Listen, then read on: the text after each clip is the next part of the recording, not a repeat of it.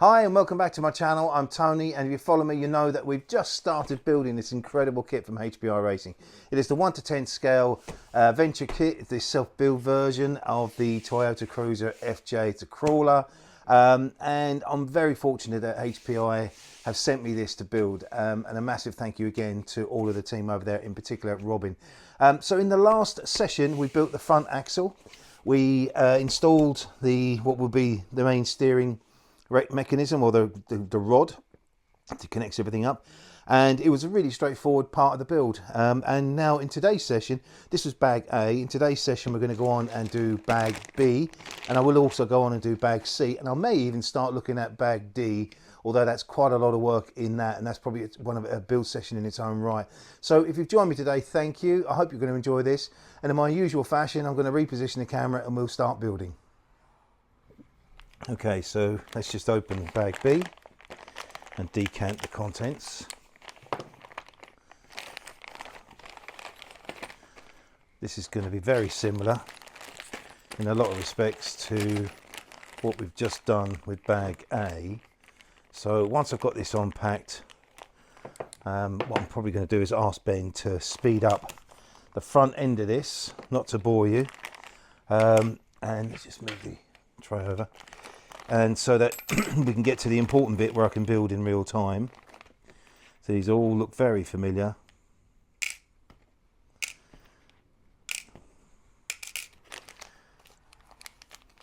Again, they all look very similar actually, so not surprised. These do anyway, so we'll do the same as we did last time, just decant those. I might just put the bearing, put them all in there like that. Gear mechanism looks very similar, if not the same. Oh, there's a pin there, very important.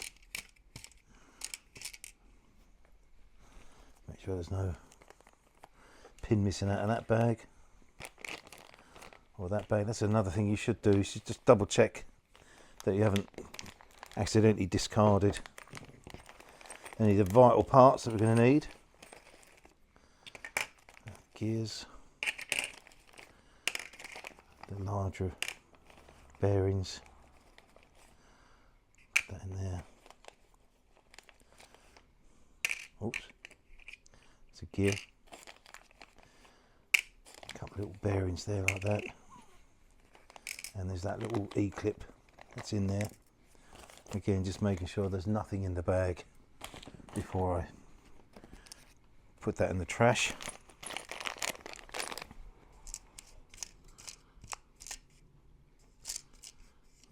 Just looks like one pin for this. We'll soon find out.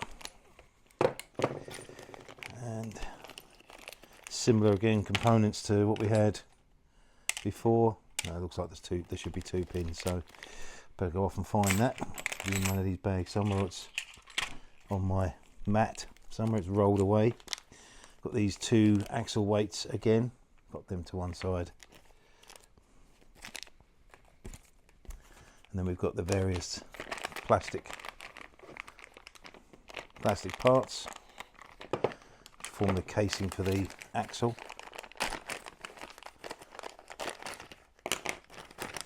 And slightly different version of what we had on the front axle. So that's all that. So what I'm going to do now is I'm going to ask Ben to, when I start building this, I'm going to ask Ben to speed up the whole process right up until, so we're going to go through stages 14 through to 17, 18, and then what we'll do is when we get to stage 19, I'll get Ben to put it back to real time. So let's just get cracking.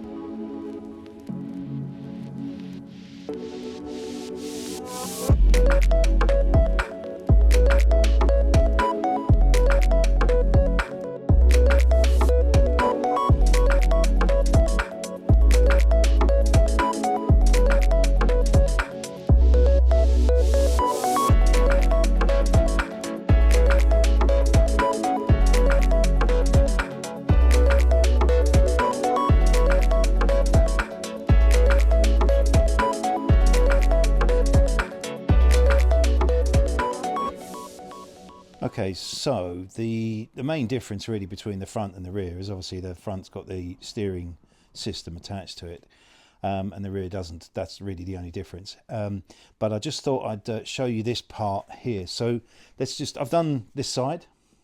Now we're going to do the other side. And the steps on this are very similar to what we've done previously. So just going to put some grease on this arm here, the axle arm. Put that through and just sort of engage that onto that, and just so you can see that it's all rotating as it should. So this is now rotating. I can see that what would be connected to the main shaft is rotating. So that's that. So that goes in there.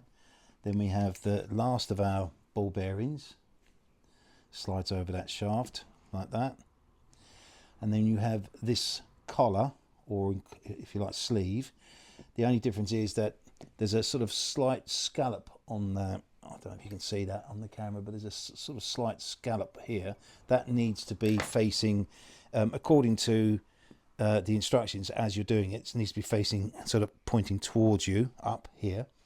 That then slides over the top of that, and you can see there's a bit of a scallop inside here, and there's obviously a purpose for that. We don't know what that is yet, but it does line up with that. Now this should sort of click into place. Just push that so it's tight in that position there. There's a couple of retaining screws that go in either side of that. But ahead of that, we've got to do our pin that we did before. Like that. And we have this nut, which has got the slot in it, which obviously locks the pin into position. Just trying to get that to...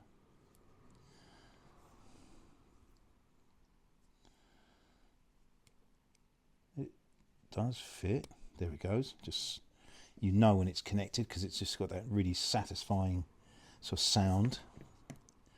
Then we've got a retaining grub screw.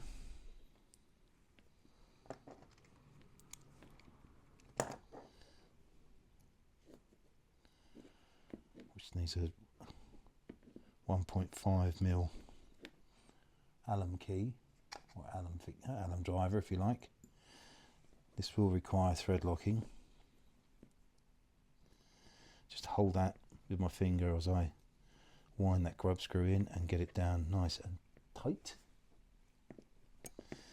That's that. And then we have the final thing is these two retaining screws either side.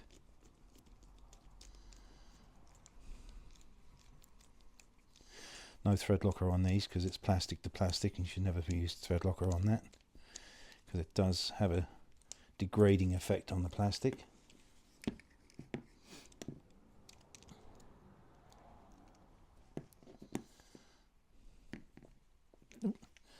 Lost my way then.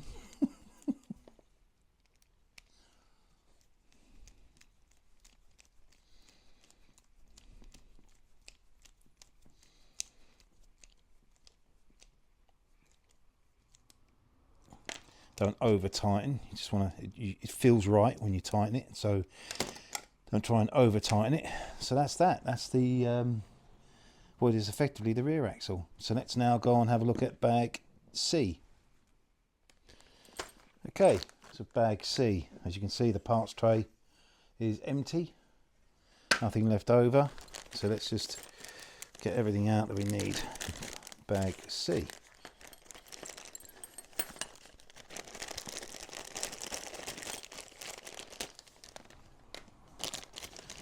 I always like to keep these Ziploc bags, they're quite handy, especially when you've got anything left over, spares, that kind of thing. So what we've got here is a lovely shaft, a beautifully made shaft that. Looks like it's got a threaded end either side. Just beautiful, just a beautifully made, engineered, and it's ramped on here at the right size, tells you the size on here, which obviously needs to correspond to what we've got on here. We've got... let's have a look. So we've got, let's move these out of the way for a minute. Oh, I meant to show you this actually, just to, I'm always paranoid when I'm doing these, just to make sure that everything meshes properly, and it does. One tip is when you tighten these up, tighten them so that you get it to a comfortable point. So, but don't keep going, because occasionally you can compress it just a little bit too much. You know, even sort of microns would affect the operation of the gear mechanism. So I can feel that it's all nicely meshing together. So I've got a high degree of confidence that's all going to be fine. So we've got, looks like we've got 3. And they're ramped up, saying 6 times 93.5. So there's 3 of those, and it's beautiful sort of silver grey, or graphite sort of silver grey. And this is one which is definitely, look, a graphite finish. Again, beautifully engineered. Beautiful thing to handle. And that's 6 times 82. And then we've got a couple of tie rods, threaded tie rods. Let's get those out.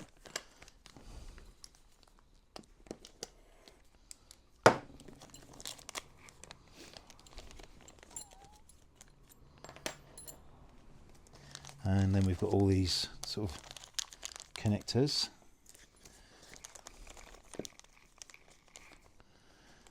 Various sort of threaded sort of rods here. So let's pop those in. Looks like I've got a couple of, well, I've got one little sort of ball fixing or ball joint. That needs to be snapped into position, I guess. And then we have all these. I'm guessing they're all the same.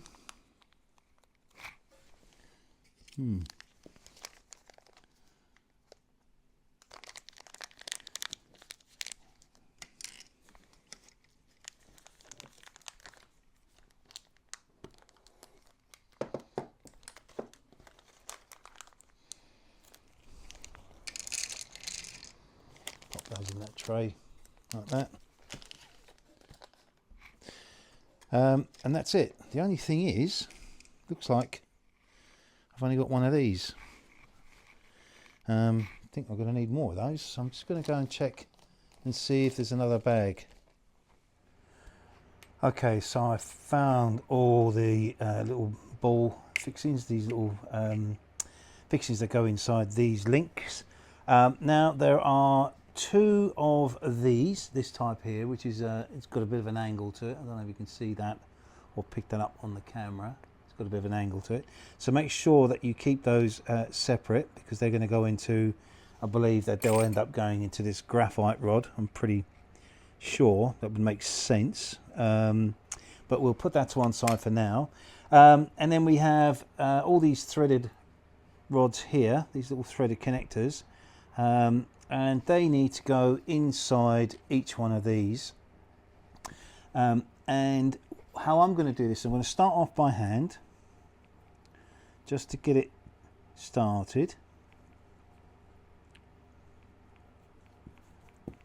Now, what you want to do is you want to hold that. Now, this is a pair of these nylon lined or plastic lined pliers, brilliant for working like this. You want to grab hold of that with one of these sets here, just so you can get a nice firm grip on it. And then I'm using an Allen key, an old Allen key here, and I'm going to use that to wind that onto the little threaded rod, and get that so it's in there like that. I think it just needs a couple of more, maybe 1 or 2 turns, just to get so it's wound all the way in. Brilliant.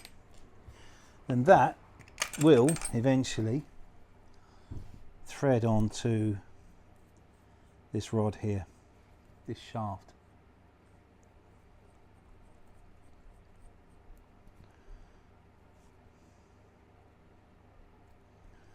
And they ask you to thread lock that in, obviously metal to metal, not the plastic, but the metal threaded element. So this bit here. So we won't do that just yet. We'll just go. We'll get all these done. So that's one of those ones. Now let's do both of those square ones there. I'll do that one more time, and then I'm going to ask Ben to speed up the whole process.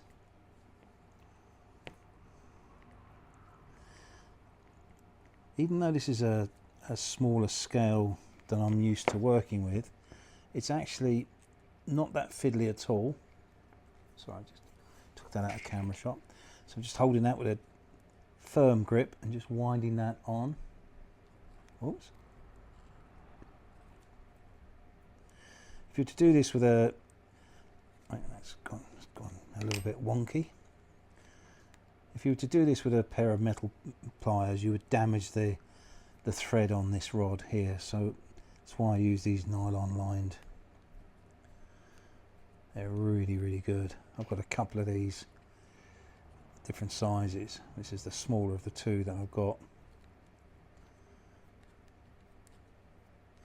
This also helps when we have to snap these little ball joints into position. So what we want to do is make sure that all of these are all the same length. So that's those two there. I'm now going to go on, I'll do the rest off camera, but I'll go on and do these two that are curved or got a bit of an angle to them. So again, I'm just going to repeat the whole process, holding that tight.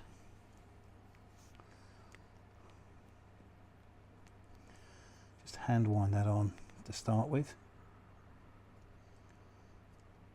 Try and get it on square if you can. And as soon as you start getting some resistance to it, use your alum. I find this Allen key is probably the easiest way of doing it. Just move that out a bit.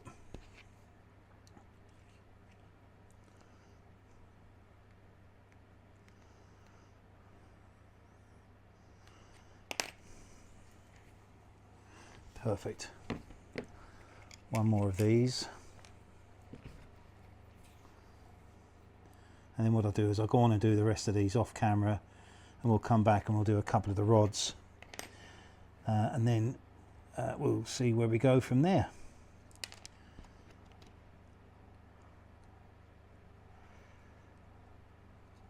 Oh, that. Oh, there you go. That's right. One thing I'll say about HPI,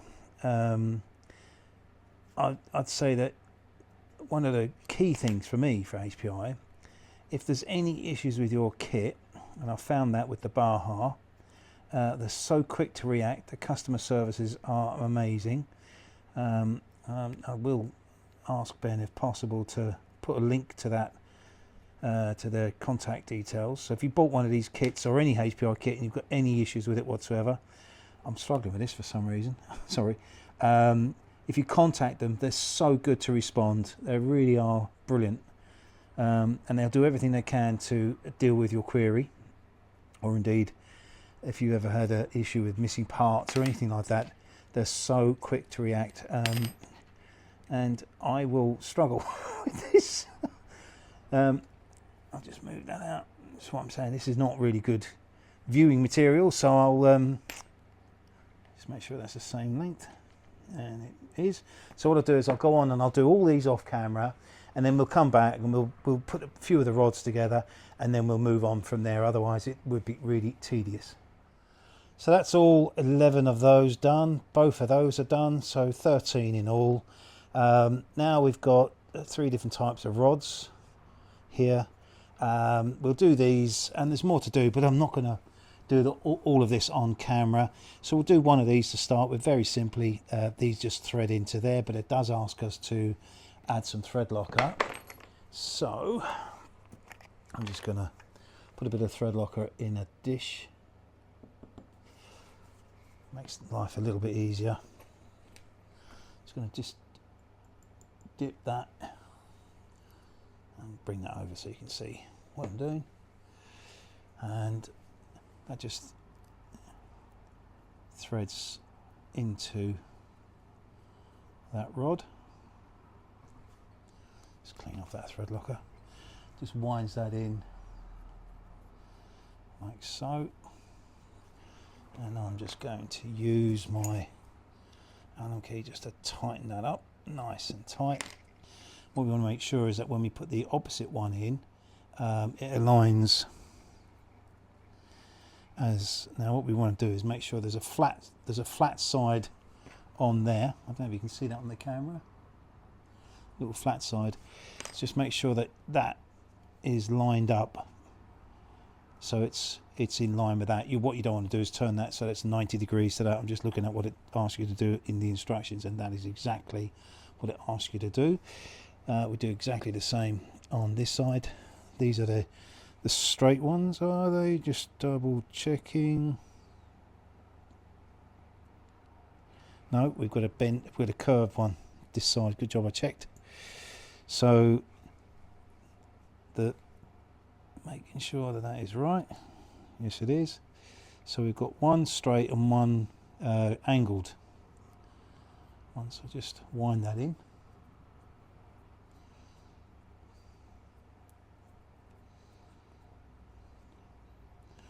I need to get that around. Just get that to,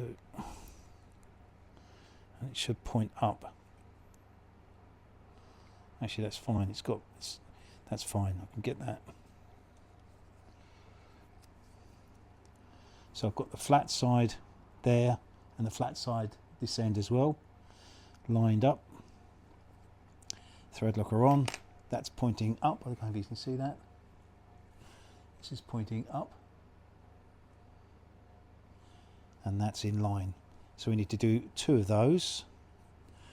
So that's that one, and then we've got 4 of these. I've got to do another one. I'll do the other ones off camera. I've got 4 of these, and these are just the straight ones. These are, it's marked on the side of the rod as well in both cases, just in case you're not sure. This one here was the 82mm one, which is the shorter shaft.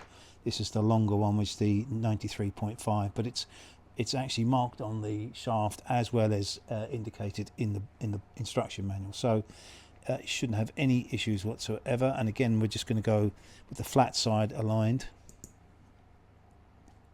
Just dipping that in a bit of thread locker. Wind that on.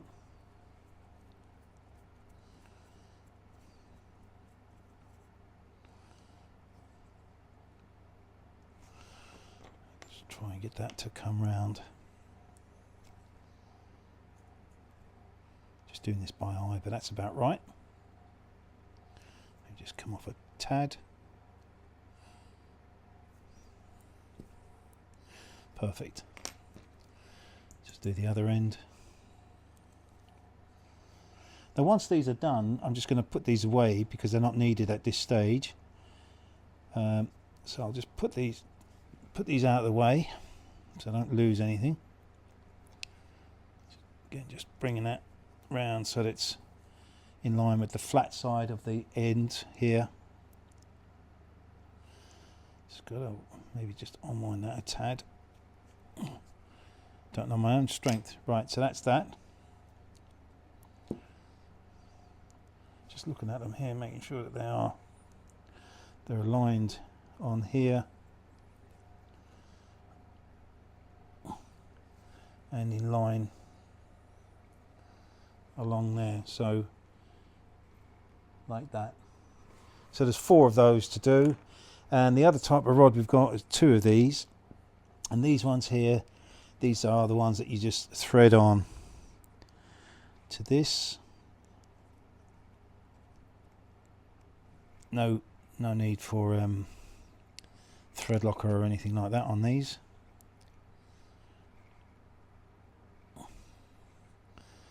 Just a matter of trying to push it on and turn it.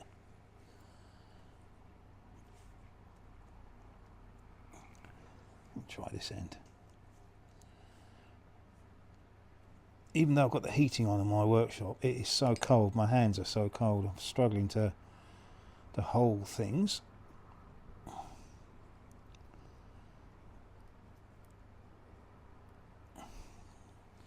So what I might do is just hold that in there like that.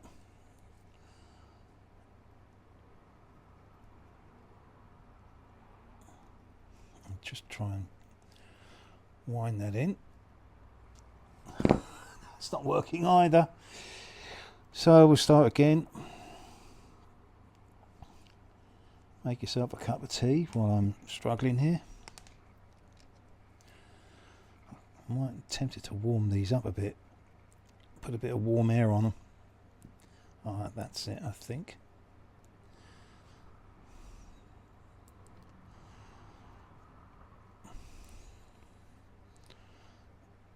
I think that's starting to go.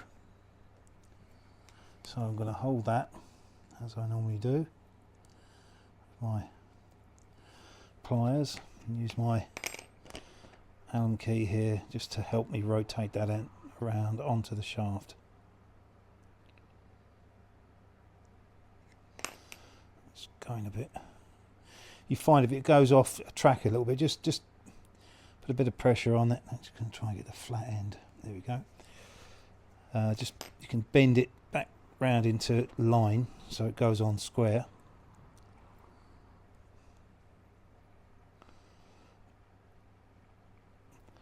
So it's going on nice and easy now.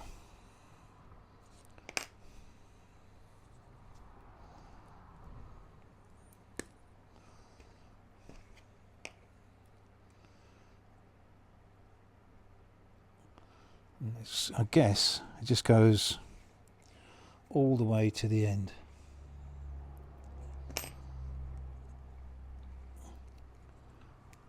So I'll carry on and do this.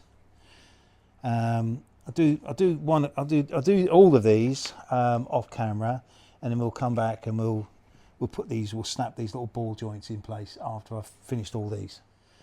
So it's now time to start snapping all these little ball joints in here. So position that inside the eyelet, if you like. Now these pliers are adjustable. They've got a slot in them. I don't know if you can see that. I don't want to grip tight. I want it to. I don't want it. You know. So I don't want it to do that tight. I want it to be slightly open like that. And then just going to grab that, hold on to it, put a bit of pressure, and you can feel it when it locks into position. It hasn't quite gone in yet. Might have to do that.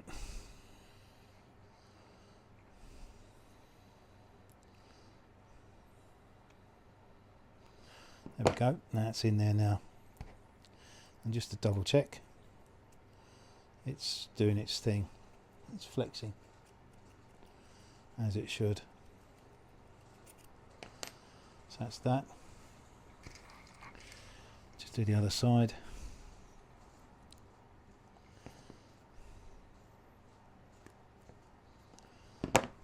In there again, just making sure that's doing its thing. So that ball joint is going to do its thing. We'll do one of these now.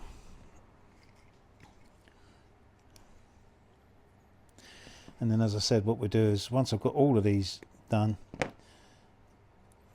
you will know when it's in. So just there we go. Again, I'm just making sure that that's doing its thing, and it is. Yeah, once we've done all these, we can just pop all these out of the way, because we can then move on to bag D. That's one of those done. Do one of these, and I'll finish off the rest off camera. Not sure that sound comes across on the camera, on the microphone. It's a really satisfying sound when they snap into position.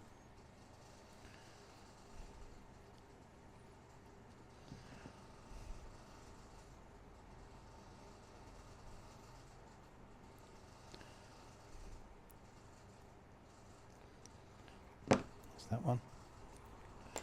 I'll also do the last one of these.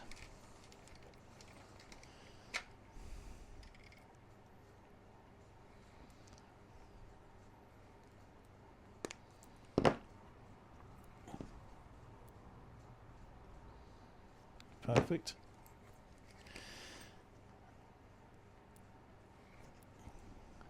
Oops.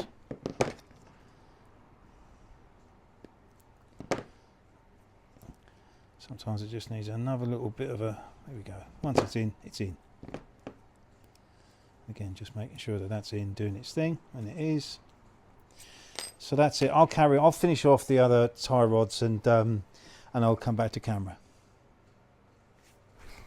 Well, that's it for today. I'm not going to do any more. We completed bag B and C, and just to recap, bag B was the rear axle, very similar to the front axle assembly. That's why I asked Ben to speed up a majority of it. We just sort of then finished off by showing you some of the differences between the front and rear axles. That went really, really well. Everything's working and all assembled and went together as expected, and especially with these incredible kits from HPI. So no surprises there, very simple and very straightforward. We also did all the tie rods, so they're all done now, ready for whenever they're required, and I've just put them to one side out of the way.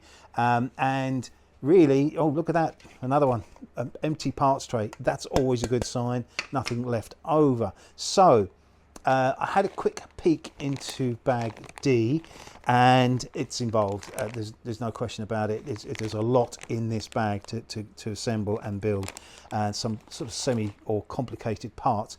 Looking through the instructions, this takes us from stage 24 all the way through to, where is it now? Goes up to stage 35, and quite a lot involved. And what's really interesting and quite exciting is it looks as if this is when we install the servo, the motor, and the power supply unit, and get some power to it and possibly run a test for the first time. So really exciting moment and a very exciting stage of the build.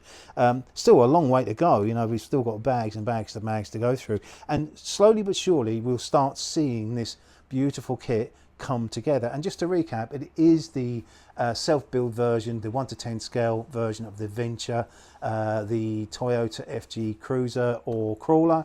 So it's going to be a sizable kit and model when it's finished.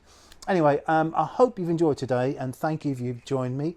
If you have enjoyed it, please give me a thumbs up. Those thumbs ups are really important for the old algorithm, whatever that is. I still don't understand any of it, but my sons tell me that's the case. If you're new to my channel, well, welcome, and I'm glad you found us. Please subscribe, because we've only just started this particular build, and we've got a long way to go, and I've got lots in the pipeline. So I'll sign off now by saying I'm Tony. I love building these kits, and I really enjoy you guys coming on the journey with me, and I look forward to the next build session. See you soon.